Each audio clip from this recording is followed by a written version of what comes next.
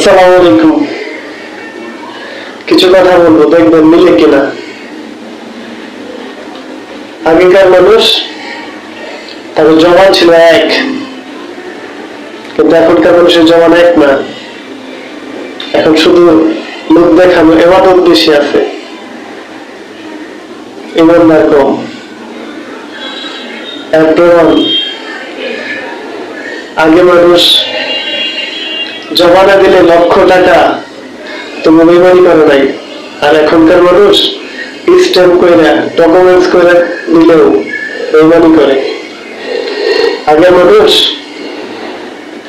বন্ধের ভিতরে আবাদি জমি ফসল করার জন্য যে মাঠ, যেটাকে বন্ধ বলি আমরা,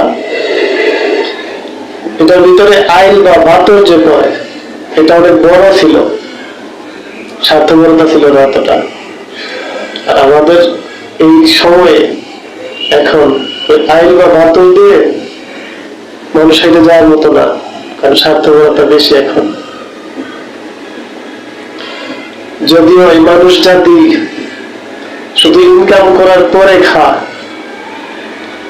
আর কোন প্রাণী বা জীব ইনকাম করে খায় না, অথচ তাদের খাবার কিন্তু উপরওয়ালা ঠিকই দেয়, কারণ তারা আল্লাহর উপর ভরসা। আর আমরা হয়তো রুজি রোজগার করতে জানি, আর এটার পরে খাবারের জন্য চিন্তা আমরা নিজেরাই নিজে করতে চাই, উপরওয়ালার প্রতি ভরসা নেই। যার প্রমাণ এই দাঙ্গা হাঙ্গামা, চুরি ডাকাতি, ভাইয়ে ভাইয়ে দ্বন্দ্ব, চাচা ভাতিজা দ্বন্দ্ব, আদালতে যাইতে হয়।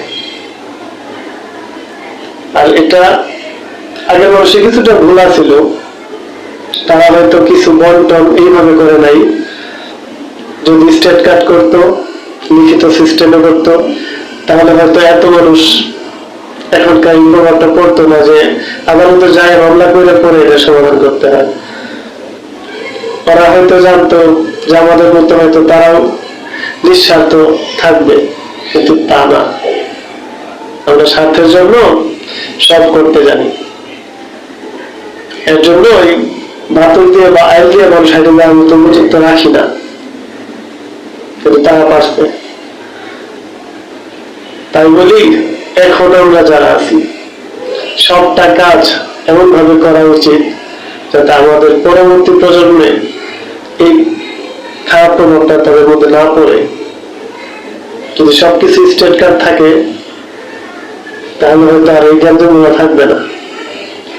আমার তো এইটুকু তো বলতে পারবো যে পরবর্তী প্রজন্মে যাতে আমাদের আর এটা নিয়ে ভাবতে হয় না যে তাদের মধ্যে দ্বন্দ্ব হবে। তাই সবার কাছে অনুরোধ করি যে এটা কখনো বলবেন না যে আমাদের মধ্যে বাঁচবে না, আজকে বাঁচবে না, আগামী দিন বাঁচবে। তাই বলি সবকিছুতে স্ট্রাকচার থাকা ভালো, এতে কোনো সমস্যা নেই, দোষ নেই। টাকা যেমন লেনদেনের সময় গুনে নেওয়া একটা সুন্নত, রাসূলের বলছিল গুনে নেওয়া ভালো, ওরকম কিছু বন্টন করবেন, স্টেট কার্ড বন্টন করেন, বন্টন করার পরে প্রয়োজনে আবার উপরে এক থাকেন। কথাগুলো সত্য হলে কমেন্ট করে জানাবেন। এখনকার যে বাস্তবতা, এটা থেকে বললাম। ধন্যবাদ। Thanks for watching.